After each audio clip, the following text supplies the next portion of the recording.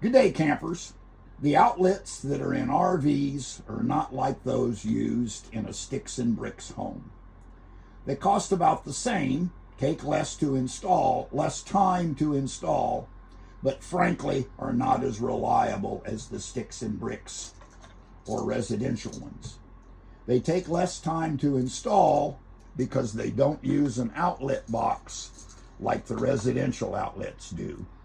RV wall outlets use a hollow wall method to hold them in and can easily be pulled out of the wall. The way that wires connect to the outlet is not the best or safest connection method. Typically, an outlet box has to be installed before the interior wall is installed, so it can be difficult to add one to an existing wall. I found this box on Amazon that can be installed in an existing wall. It can be attached to the wall in a much more reliable way. It's also only 1 1/4 inch deep, so it will fit inside my narrow 1 3/4 inch exterior wall. This is the outlet cover and outlet that I'll put in the box. They are both available on Amazon. I have an outlet in the garage of my toy hauler that for whatever reason will not stay in the wall. So today I'm going to replace it with the residential outlet and box. The important thing to know is the outlet I'm replacing is in an exterior wall, which is only 1 3/4 inches deep, so I need a shallow box, not the standard outlet box. This is also true of outlets in most exterior walls. If you replace an outlet some other place, you may be able to use a standard box, which is a little cheaper than the shallow box. In this video, I'm going to show each and every step. I'm going to explain everything in such a way that pretty much anyone can do this upgrade. No electrical knowledge necessary. I'll show you how to remove the old outlet, mount the box, wire, and install the outlet. If you like this video, please do me a favor, tap that thumbs up button so YouTube will recommend it to others. And while you're at it, please tap that subscribe button so you don't miss out on future videos. There are links in the description for the box, the cover plate, and the outlet I'm using. First thing to do is shut off the power to the outlet we want to replace. Plug in something like a lamp or an outlet tester and have someone watch the lamp while shutting off breakers one by one until the light goes off. Now that the power's off, let's get to it. The outlet that I'm replacing is actually broken, so I'm going to show you how to remove the RV outlet on this one that's perfectly fine. First step is you just pop the cover off. Just these little tabs snap.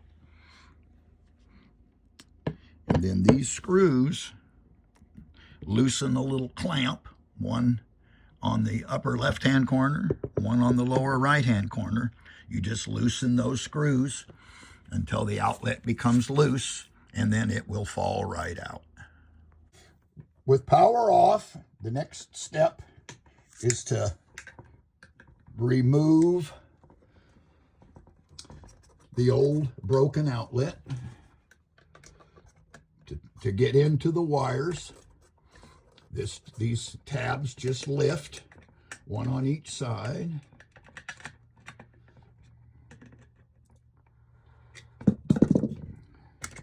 And they will expose the wires. These wires get kind of damaged by the way they're installed, so I'm going to cut them off.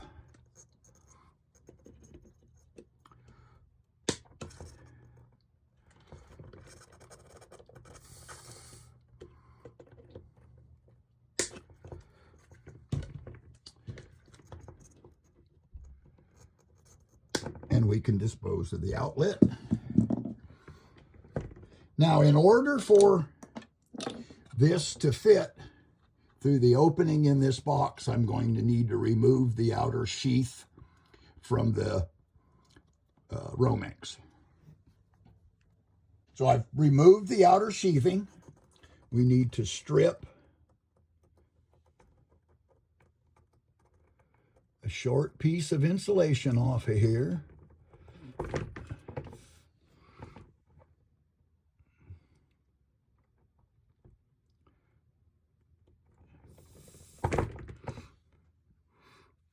And then what we're going to do is we're going to mount the box, route the Romex through the bottom, and then we can connect the wires to the outlet. Now this particular box and my particular hole, it matches up and down. It does not match left and right. So I'm going to have to remove some of this. I'm going to use my box cutter. I've used my box cutter, and basically what I've done is made this a square hole. The old hole kind of had a curve in it. So now the box fits. You'll notice that I've added some reinforcement scrap wood in here so that my wood screws for the mounting points are going to be strong enough to hold this in the lightweight wall. Next step is we'll just actually install the box. So the box is in the hole. I'm going to mark where the mounting screws go, and I will drill a little pilot hole.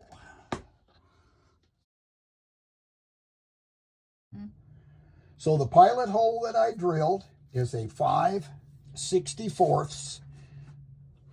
The screws I'm using are number 6 wood screws.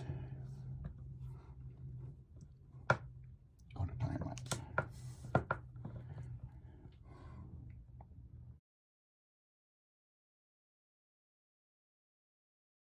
Normal practice when you install a wall outlet / receptacle is the ground goes down. That puts the silver and the ground on this side, the gold on the other side. Gold is your black wire, silver is your white wire, and green is ground, which is your uninsulated wire. When you make the curl in the wire to hook it to the screw, you want to curl it in such a way that when you tighten the screw,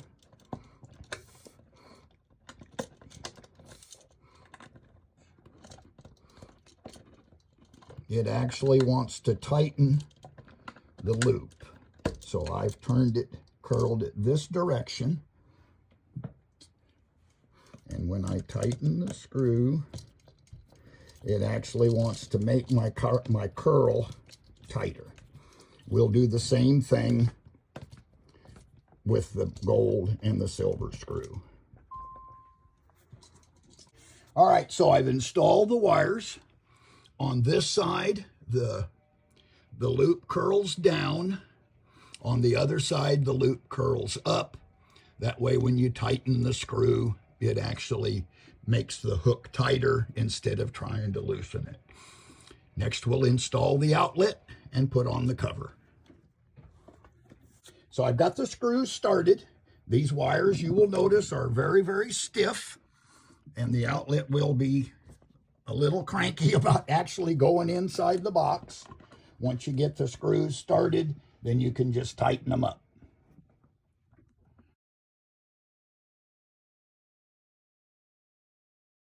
The cover plate that I bought and is listed in the description, they call it a no screw.